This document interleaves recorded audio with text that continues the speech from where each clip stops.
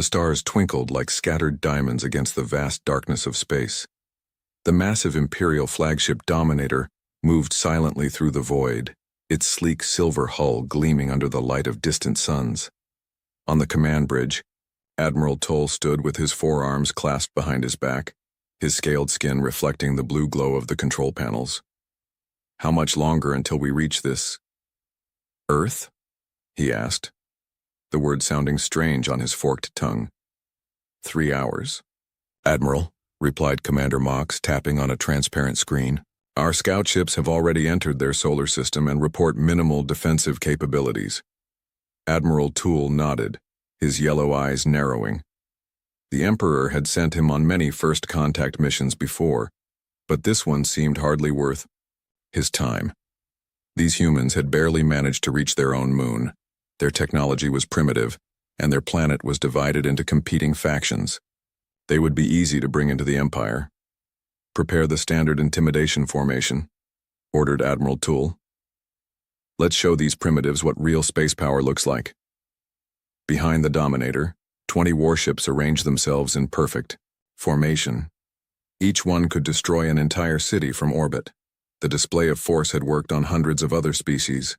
It would work on humans too. As the Imperial fleet approached Earth, they detected unusual activity. The humans had noticed them coming and were scrambling their own vessels. Tiny, clumsy things powered by chemical rockets.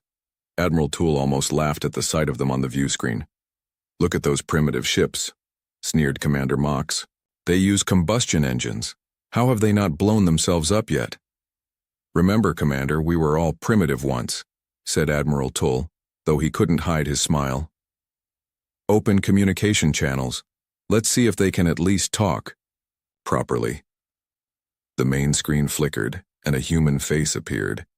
It belonged to General Tom, head of Earth's Unified Defense Command. His expression was calm, which surprised Admiral Toole. Most species showed fear when facing the Imperial fleet for the first time. "Unknown vessels, this is Earth Defense Command. You have entered restricted space. Identify yourselves and state your purpose." Admiral Toole stepped forward, drawing himself up to his full height, nearly 8 feet tall. "I am Admiral Toole of the Galactic Empire. Your planet has been noticed by Emperor Drac, ruler of 1,000 worlds. We come to offer you the opportunity to join our glorious empire as a protected territory." General Tom's expression didn't change. "And if we're not interested in this opportunity?" The question took Admiral Toole by surprise. Most species begged to join the Empire after seeing their fleet. "Then we would be forced to demonstrate the benefits of our protection," said Admiral Toole, his voice growing colder. "Your world faces many dangers in this galaxy.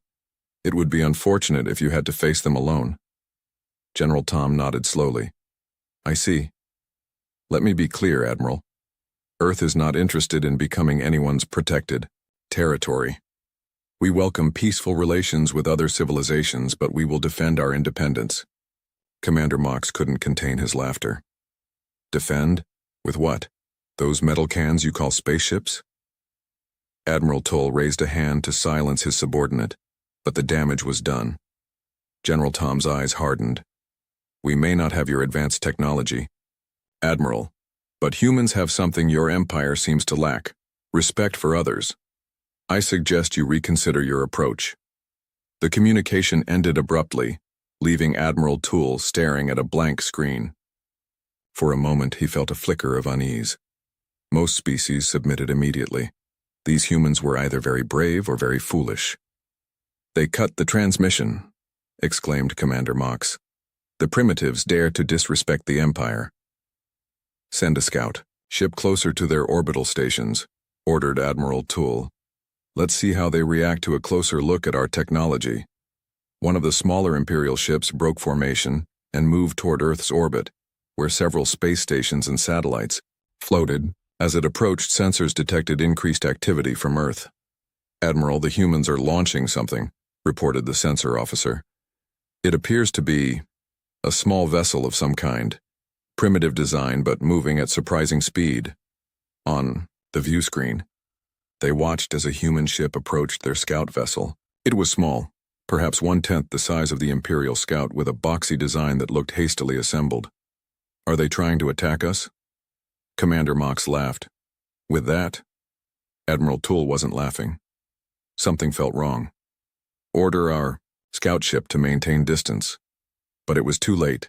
The human vessel suddenly accelerated, moving with unexpected agility. It approached the Imperial scout ship and seemed to attach itself to its hull. What are they doing? Admiral Toole demanded. Before anyone could answer, a bright flash appeared on the screen. When it cleared, the Imperial scout ship was drifting, its systems offline. The human vessel had detached and was quickly retreating back to Earth. Impossible, shouted Commander Mox. They disabled an Imperial ship? How? Admiral Toole stared at the screen in disbelief. Analysis. What happened to our scout ship? It appears to be an electromagnetic pulse weapon, Admiral, said the science officer after a moment. Simple technology but effectively deployed. Our scout ship systems are rebooting now. Admiral Toole felt a cold feeling in his stomach. No newly discovered species had ever damaged an Imperial vessel during first contact. It was unheard of. Admiral, we're receiving a transmission from Earth again, said the communications officer. General Tom's face appeared on screen once more. That was a warning shot, Admiral. We prefer peace, but we are prepared for the alternative. You have 24 hours to leave our solar system. As the transmission ended, Admiral Toole stood in stunned silence. These humans were not like other species. They showed no fear. They had actually fought back and succeeded. Recall all ships, he finally ordered. We need to report this to the Emperor. These humans are unusual. As the Imperial fleet retreated to a safe distance, Admiral Toole gazed at the blue planet on the view screen. For the first time in his long career, he felt uncertain. The Empire had encountered thousands of species, but none quite like these humans. This isn't over, he murmured. The Empire doesn't tolerate resistance. We'll be back, humans, and next time we won't underestimate you. Little did he know that the Empire's worst nightmare was just beginning. 3 months had passed since the embarrassing first contact with Earth. The Imperial Council chambers buzzed with tension as Admiral Toole stood before Emperor Drac, explaining what had happened for the 20th time. And you're certain their technology was primitive? Asked Emperor Drac, his massive form looming on the throne. His skin shimmered with bioluminescent patterns that pulsed with his irritation. Yes, Emperor. They still use combustion engines and chemical rockets. Their disabling of our scout ship was likely a lucky strike, Admiral Toole replied, trying to sound confident despite his doubt. Emperor Drac's eyes narrowed. Then we shall send a proper greeting force. Show these humans what it means to defy the Empire. Before Admiral Toole could respond, a junior officer burst into the chambers, breaking all protocol. Forgive me, Emperor, he gasped, dropping to his knees.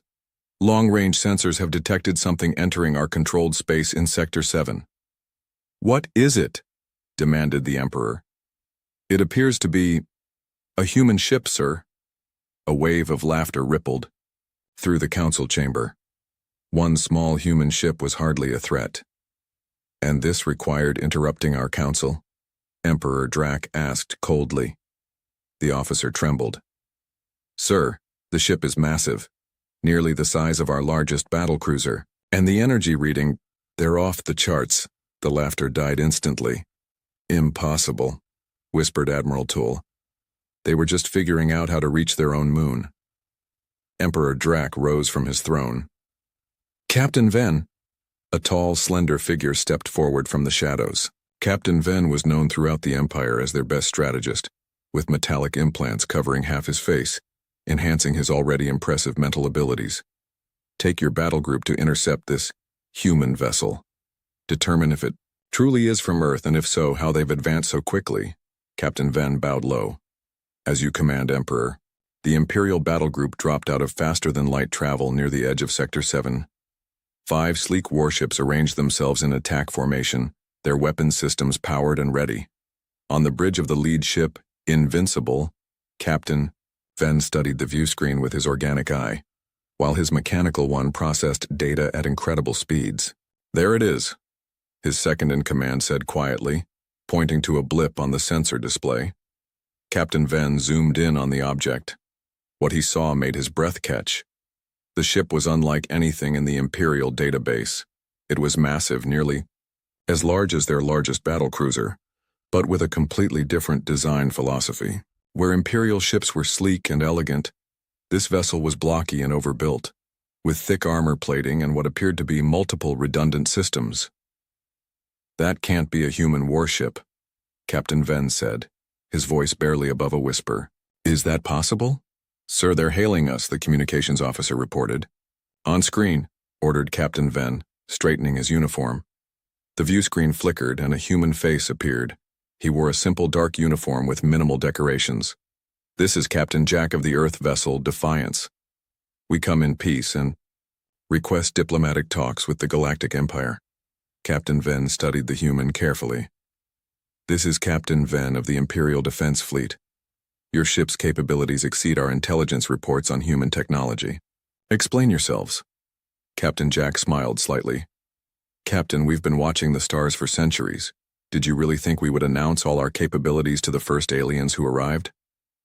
You're claiming this level of advancement was hidden when we first contacted Earth?" Captain Venn asked incredulously. "Not hidden, just not displayed. Your Admiral Tool didn't exactly make a good first impression." Captain Venn's tactical mind raced. If the humans had deceived them about their technology, what else had they hidden? "Sir," his science officer whispered urgently, "our scans show their power source is some form of controlled fusion, but it's using principles our scientists believed were theoretically impossible to stabilize." Captain Venn kept his face neutral. "Captain Jack, the Emperor has authorized me to conduct preliminary negotiations. Would you be willing to come aboard my vessel?" "I'd be delighted," replied Captain Jack, "but I must insist on bringing a small security detail for diplomatic purposes." "Of course. We'll prepare a shuttle bay for your arrival." As the communication ended, Captain Venn turned to his crew. "Full analysis of that ship. I want to know everything about it before they arrive, and alert the Emperor immediately." An hour later, Captain Jack stood in the grand meeting room of the Invincible, accompanied by 3 human officers. They showed no signs of being impressed by the Imperial technology surrounding them. "Your ship is quite remarkable," Captain Venio began, gesturing for the humans to sit. "Our scientists are particularly interested in your power source." Captain Jack nodded. "Simple fusion, really. We've been working on it for centuries." "But the containment field you're using shouldn't be possible," said the Imperial science officer. "The energy required to maintain such stability would exceed the output." One of the human officers, a woman with short gray hair, smiled. "That would be true if you approached the problem from an energy containment perspective. We approached it from a material science angle instead." "Material science?" repeated Captain Venn, confused. "While you were developing energy fields to contain plasma, we were developing materials that could physically hold it," Captain Jack explained.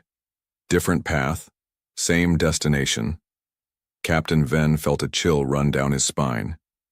The Empire had always focused on energy manipulation, considering physical materials to be a primitive approach. Had they been wrong all this time? "And your weapons systems?" he asked carefully. "We prefer not to discuss those unless necessary," replied Captain Jack. "We're here to talk peace, not war." Captain Venn nodded slowly. "Of course. However, you must understand our concern. 3 months ago, you were barely able to reach your own moon. Now you arrive in a warship rivaling our best vessels. As I said, Captain, we've been watching the stars for a long time. We knew we weren't alone, so we prepared. When your Admiral Tool arrived making threats, we simply accelerated our timeline."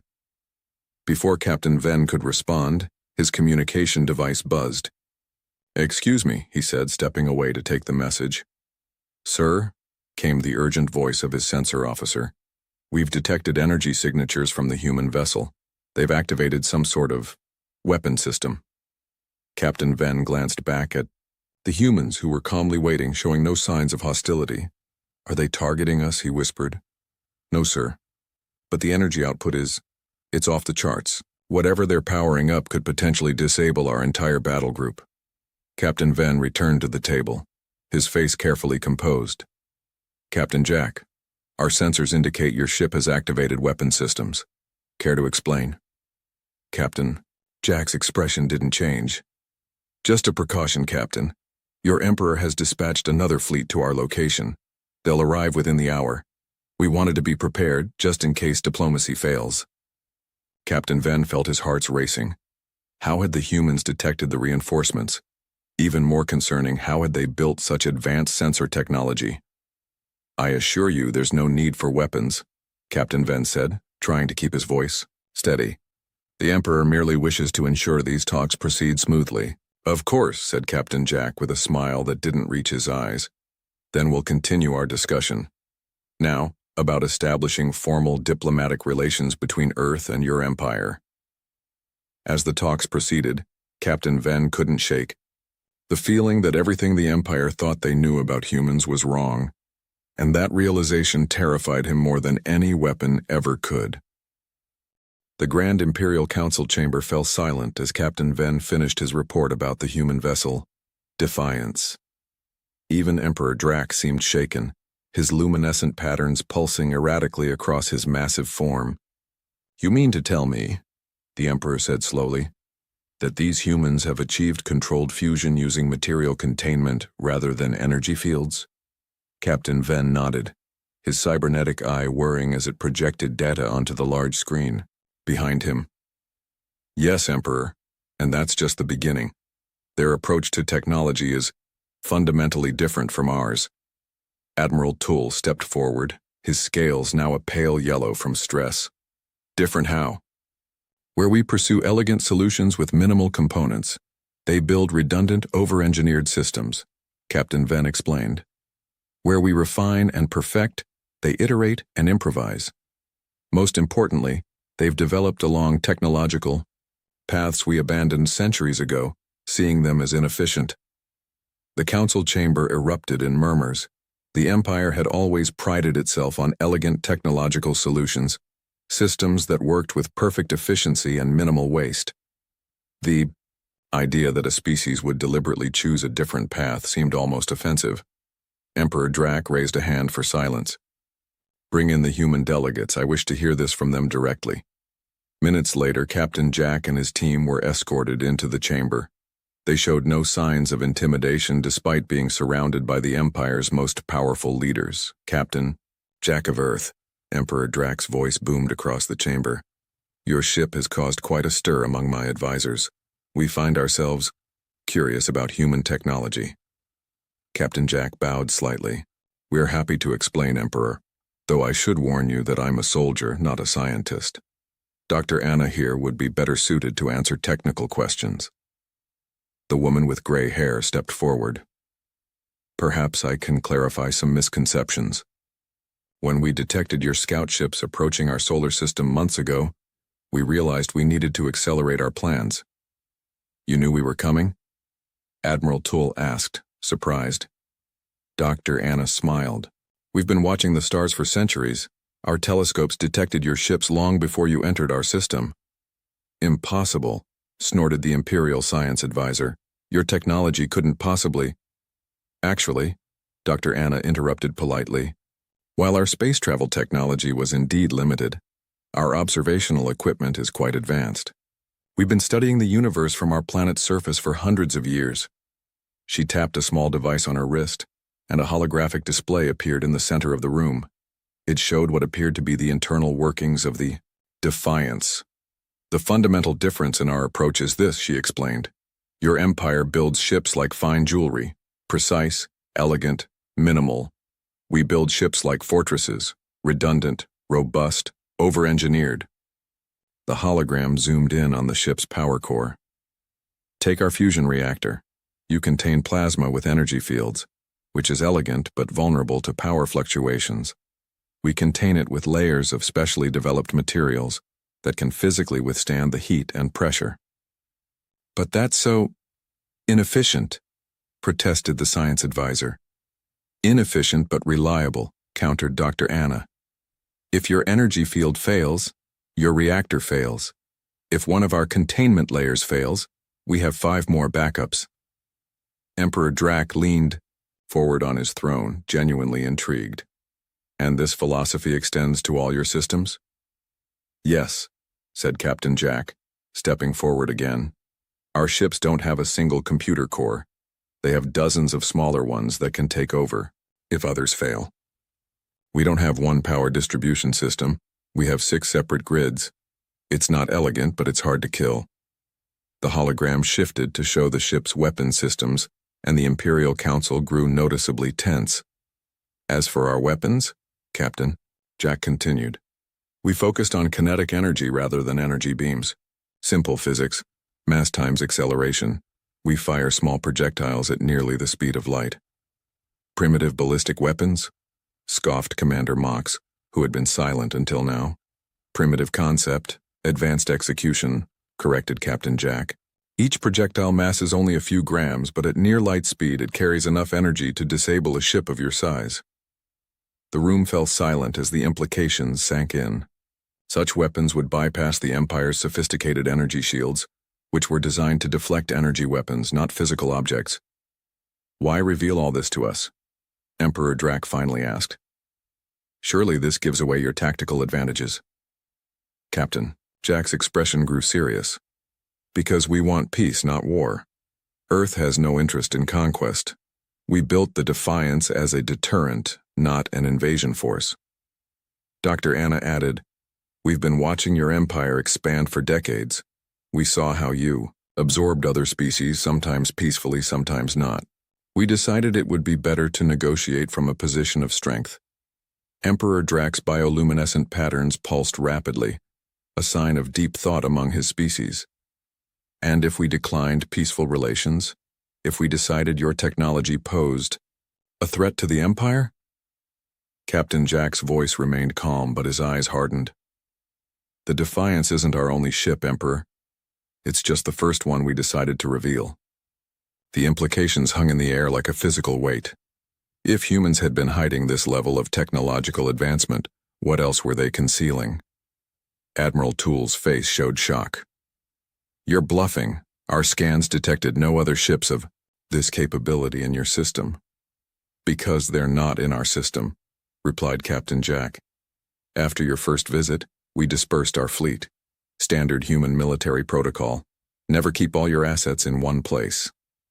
A junior officer rushed into the chamber, breaking protocol for the second time that day. He whispered urgently to Admiral Toole, whose scales paled even further. Emperor, Admiral Toole said shakily, long-range sensors have detected energy signatures, similar to the Defiance's, in 7 different sectors of Imperial space. Emperor Drac stood abruptly, towering over everyone in the room. Is this an invasion, Captain Jack? No, Emperor. It's insurance. Captain Jack replied calmly. Those ships have orders to maintain position unless Earth is attacked. They're observers only. For the first time in his long reign, Emperor Drac found himself truly uncertain. These humans had not only developed technology along paths the Empire had abandoned, but they had also deployed it throughout Imperial space without detection. I believe, the Emperor said slowly, that we should continue these diplomatic talks in a more formal setting. Perhaps a treaty between our peoples would be beneficial. Captain Jack nodded. That's why we came, Emperor. Not to threaten, but to establish understanding. Humanity wishes to join the galactic community as equals, not subjects. As the humans were escorted to the diplomatic wing of the Imperial Palace, Admiral Toole approached Emperor Drac. They can't possibly have the resources to build a fleet of ships like the Defiance, he whispered. It must be a bluff. Emperor Drac watched the humans leave, noting their confident stride and relaxed posture. Are you willing to risk the Empire to find out, Admiral? Because I am not. These humans are not primitive. They're dangerously innovative. And I begin to fear we've awakened something we don't fully understand. Outside the chamber, Captain Jack and Dr. Anna exchanged a subtle glance. Their gamble had worked. The Empire would negotiate now, not knowing that the Defiance was indeed their only completed warship. The other ships were merely engine cores, broadcasting similar signatures, a trick Earth's military had used for centuries to appear stronger than they were. But if all went well, they wouldn't need that trick much longer. The real fleet was already under construction back home. The Imperial War Room hummed with activity as Admiral Toole paced nervously before the massive holographic display. It showed the Defiance holding position at the edge of the Krell system, apparently waiting. The diplomatic talks have failed, Emperor Drac announced as he entered the room, his luminescent patterns pulsing deep red, a sign of anger. The humans refuse to submit to Imperial oversight. They demand recognition as an independent power. Admiral Toole bowed low. What are your orders, Emperor? Deploy the Imperial Armada. Show these upstart humans the true might of our empire. Emperor Drac commanded, his voice echoing through the chamber. 20 battle cruisers should be enough to deal with one ship, regardless of its unusual technology. Captain Ven, who stood quietly in the corner, stepped forward. With respect, Emperor, I believe we should reconsider. The humans have demonstrated capabilities we don't fully understand. Emperor Drac turned his massive head toward Captain Ven. Are you suggesting we allow a primitive species to dictate terms to the Empire? That we show weakness? Not weakness, caution, Captain Ven replied. At least until we better understand their technology. Your caution is noted, Captain, the Emperor said coldly. But the decision is made. Admiral Toole will lead the attack personally. As the Emperor left, Captain Ven approached Admiral Toole. Be careful, Admiral. Don't underestimate them again. Admiral Toole's scales flickered with annoyance. One ship against 20 of our finest battle cruisers? The odds favor us, Captain, regardless of their technology. Hours later, Admiral Toole stood on the bridge of the Imperial flagship Conqueror, leading the most impressive battle formation the Empire had assembled in decades. 20 sleek, deadly battle cruisers arranged in perfect attack formation, their energy weapons charged in shields at maximum strength. Before them floated the Defiance, alone and seemingly vulnerable. Its blocky, overbuilt design looked crude next to the elegant Imperial vessels. Open communication channels, ordered Admiral Toole. Captain Jack's face appeared on the main screen, looking remarkably calm for someone facing overwhelming odds. Captain, Jack, this is your final opportunity to surrender your vessel and submit to Imperial authority, Admiral Toole declared.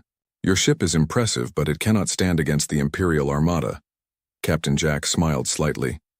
Admiral, we came here seeking peace. You chose war. What happens next is on your conscience, not ours. You threaten us with a single ship? Admiral Toole laughed. Your confidence borders on madness. Not confidence, mathematics, replied Captain Jack. You still don't understand what you're facing, but you will. The transmission ended abruptly. Prepare all weapons, Admiral Toole ordered. Target their propulsion systems first. I want that ship disabled, not destroyed. The 20 Imperial battle cruisers moved into attack position, surrounding the Defiance. On Admiral Toole's command, they fired simultaneously, their energy weapons creating a beautiful but deadly light show in the darkness of space. To everyone's shock, the energy beams seemed to bend around the human vessel, as if sliding off an invisible surface. What happened? Demanded Admiral Toole. Report. Sir, the weapons officer stammered. They appear to have some sort of gravitational shield. It's bending our energy weapons away from the hull. Impossible, Admiral Toole hissed. No shield technology can... Sir, the sensor officer interrupted. The human ship is powering up its weapons systems. On the view screen, they watched as panels slid open along the Defiance's hull, revealing what looked like primitive gun barrels. They're using projectile weapons in space? Admiral Toole scoffed. How primitive? The sensor officer's voice shook as he replied. Sir, those aren't ordinary projectiles. They're accelerating to near light speed. The energy readings are off the charts. Before Admiral Toole could respond, the Defiance fired. There was no beam of light. No visible energy discharge, just a silent, invisible attack that tore through. The Relentless, one of their most advanced battle cruisers. Its shields, designed to stop energy weapons, offered no protection against physical objects moving at such speeds. Evasive maneuvers, shouted Admiral Toole, his composure finally breaking. All ships, scatter formation. But the Defiance was already firing again and again, each shot precisely targeted and devastatingly effective. Imperial battlecruisers, the pride of their fleet, were being disabled one by technology the Empire had dismissed as inefficient centuries ago. "Sir, we've lost 6 ships already," reported the communications officer. 3 completely destroyed, 3 disabled. "How?" Admiral Toole demanded. "How can one ship do this?" The science officer looked up from his console, his face pale. "Their firing solution is perfect, sir. They've calculated the exact point to hit each ship to disable its primary systems with minimal damage. And their rate of fire, it's beyond anything we've ever seen." On the main screen, they watched as the Defiance methodically targeted another Imperial vessel. This time, they could see what was happening more clearly. The human ship fired what appeared to be a small metal projectile, no bigger than a finger. But moving at near light speed, its kinetic energy was enormous, punching through the Imperial ship's hull like paper. "Sir, they're hailing us," the communications officer said. "Captain," Jack's face appeared again, his expression now serious. "Admiral Toole, you've lost 9 ships. None of your weapons can penetrate our gravitational shields. Please stop this before more lives are lost." Admiral Toole stared at the screen in disbelief. Half his fleet disabled or destroyed in less than 10 minutes without the human ship taking a single hit. "What are you?" he whispered. "Just humans, Admiral," replied Captain Jack. "We simply took a different path. While you perfected energy weapons, we focused on kinetics. While you built elegant single-core computers, we built redundant networks. While you refined minimal designs, we overbuilt everything." Another Imperial battlecruiser exploded silently in the background, emphasizing his point. "Our shields aren't energy fields trying to stop your weapons," Captain Jack continued. "They're gravitational lenses, bending space itself to divert your attacks. Different approach, better results." Admiral Toole felt something he hadn't experienced in centuries: fear. The Empire had always believed its technology was the pinnacle of advancement, that elegant solutions were inherently superior. Now, faced with the brutal effectiveness of human engineering, he was no longer certain. "Stand down all weapons," he finally ordered, his voice barely audible. "All ships, cease fire." A collective gasp went through the bridge. Never in living memory had an Imperial fleet retreated from battle. "Sir?" the weapons officer questioned uncertainly. "You heard me," Admiral Toole said more firmly. "We cannot win this fight, not today." Turning back to the screen, he addressed Captain Jack. "We will withdraw our forces, Captain. But know this: the Empire does not forget, and it does not forgive. This is not over." Captain Jack nodded solemnly. "We hope for peace, Admiral, but we're prepared for the alternative. Safe journey home." As the remaining Imperial ships limped away, Admiral Toole stared at the Defiance through the viewscreen. One ship had defeated half the Imperial Armada. The implications were staggering. "Set course for the capital," he ordered quietly. "The Emperor must be informed immediately." As the Imperial flagship entered faster than light travel, Admiral Toole couldn't shake the feeling that everything had changed. The Empire had ruled the galaxy for millennia, based on the assumption of technological superiority. That assumption had just been shattered by a species they had dismissed as primitive just months ago. And if the humans had built one such warship, how many more might they have? The thought sent a chill down his spine. The age of Imperial dominance might be coming to an end, not with a drawn-out war, but with a single battle that exposed the fundamental flaw in their thinking. Sometimes the elegant solution wasn't the best one after all. The Galactic Empire freaks out. That can't be a human warship. Is that possible? Part 5. A New Galactic Order. The Imperial capital planet Zarvis Prime had never seen such chaos.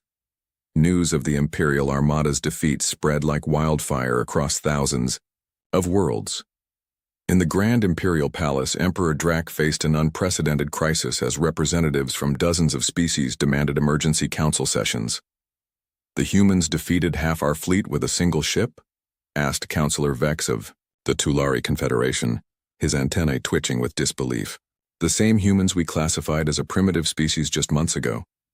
Emperor Drac sat heavily on his throne, his once bright bioluminescent patterns now dim with stress. The reports are accurate, he admitted reluctantly. Their technology followed different development paths than ours. We underestimated them. The council chamber erupted in shouting. Some demanded immediate all-out war against Earth, others called for negotiation, and a few were already discussing how to align themselves with the humans for protection against imperial retribution. "Silence!" roared Emperor Drac, rising to his full height. "We are the Galactic Empire. We have ruled for 10,000 years. We will not be undone by one setback." As the chamber quieted, the doors slid open. All heads turned to see Captain Ven enter with an urgent message. "Emperor," he said, bowing quickly, "our long-range sensors have detected multiple ships entering Imperial space. They match the Defiance's energy signature." "How many?" asked Admiral Toole, his scales now a sickly yellow-gray. Captain Ven's cybernetic eye whirred as he projected data onto the main screen. 17 vessels, Emperor, all apparently of human design." A heavy silence fell over the council chamber. After witnessing what one such ship could do, the thought of facing 17 was terrifying. They're arranging themselves in a defensive formation around key Imperial trade routes, Captain Ven continued. "Not attacking, just positioning." "A blockade?" suggested Councillor Vex. "No," replied Captain Ven. "They're allowing all ships to pass freely. They appear to be simply observing." Emperor Drac's mind raced. This was worse than an attack. It was a demonstration. The humans were showing they could deploy ships throughout Imperial space at will. "They're requesting communication, Emperor," Captain Ven added. "Captain Jack wishes to speak directly to the Council." Emperor Drac nodded grimly. "Put him through." The main screen flickered, and Captain Jack appeared, now wearing a more formal uniform with simple insignia. "Emperor Drac, honorable council members," he began with a polite nod.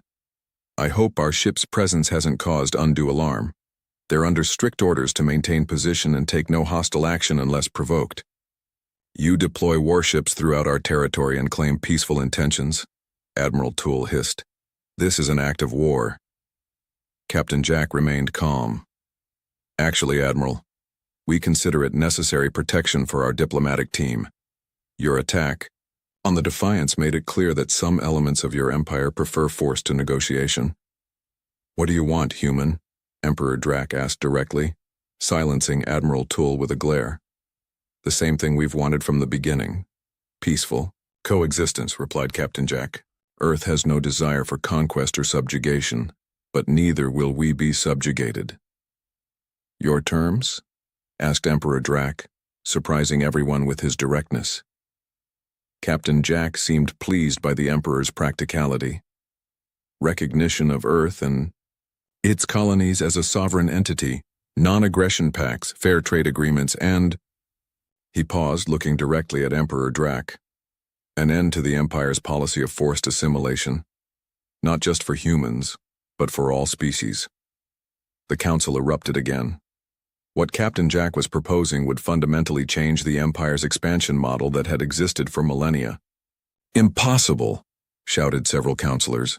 Emperor Drac raised a hand for silence. "You ask too much, human. The Empire's methods have maintained peace and order for 10,000 years. "Have they?" countered Captain Jack. "Or have they simply suppressed resistance through overwhelming force? Force that, as we've demonstrated, is no longer overwhelming."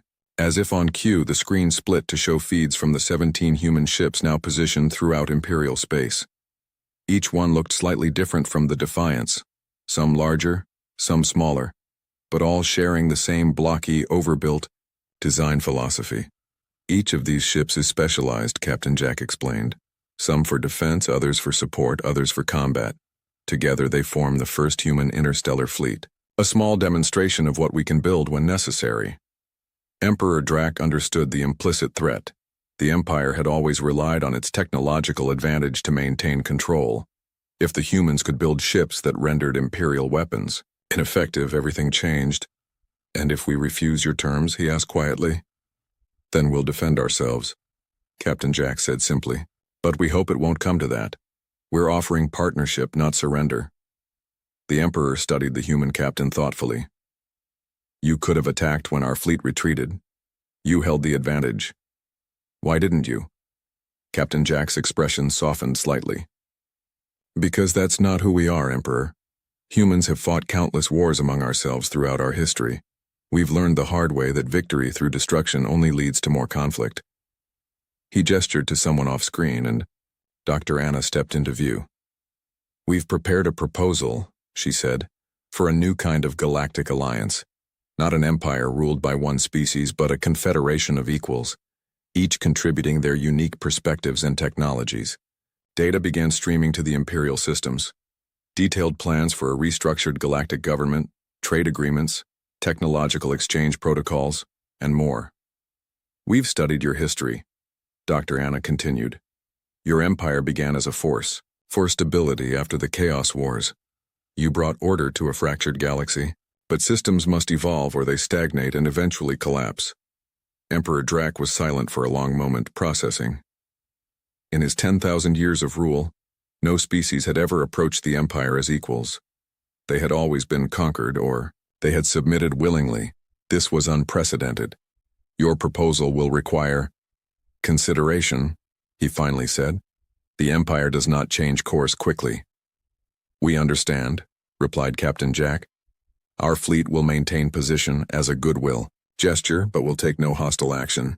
Our diplomatic team will remain available for further discussions. After the transmission ended, the council chamber remained silent. For the first time in living memory, the Empire faced a species it could not simply overwhelm with superior technology or numbers. Could we defeat them in an all-out war? Emperor Drac asked Admiral Tool privately after dismissing the council. Admiral Tool's scales flickered with uncertainty. Perhaps, Emperor, but the cost would be immense. And if there are more human ships under construction— There are, confirmed Captain Venn, who had remained behind. Our intelligence suggests their production facilities are operating at full capacity. They're building more ships even as we speak. Emperor Drac moved to the window overlooking the capital city. For 10 millennia, the Empire had represented the pinnacle of galactic civilization. Its technology was unmatched, its military undefeated. Now, a species they had dismissed as primitive had fundamentally challenged that order. Perhaps, he said slowly, it is time for the Empire to evolve, as the humans suggested. Admiral Tool looked shocked. Emperor, you can't seriously be considering their proposal, can't I? Emperor Drac turned to face his most trusted advisor. Our defeat wasn't just military, Admiral. It was philosophical. We believed our technological path was the only valid one. The humans proved otherwise. What other assumptions might we be wrong about? Captain Venn stepped forward. The humans' approach to technology is fascinating, Emperor. Different but effective. If we could learn from each other rather than fight. The Emperor nodded thoughtfully. Prepare a response to the humans. We will negotiate. As word spread throughout the galaxy that the mighty Empire was negotiating, with humans as equals, other species began to reconsider their place in the galactic order. Some reached out to Earth directly, seeking alliances and trade agreements. Others began demanding similar treatment from the Empire. A new era was beginning, not through conquest or submission, but through the recognition that different paths could lead to similar destinations, and that sometimes the most elegant solution wasn't always the best one. On the bridge of the Defiance, Captain Jack received the Emperor's response and smiled.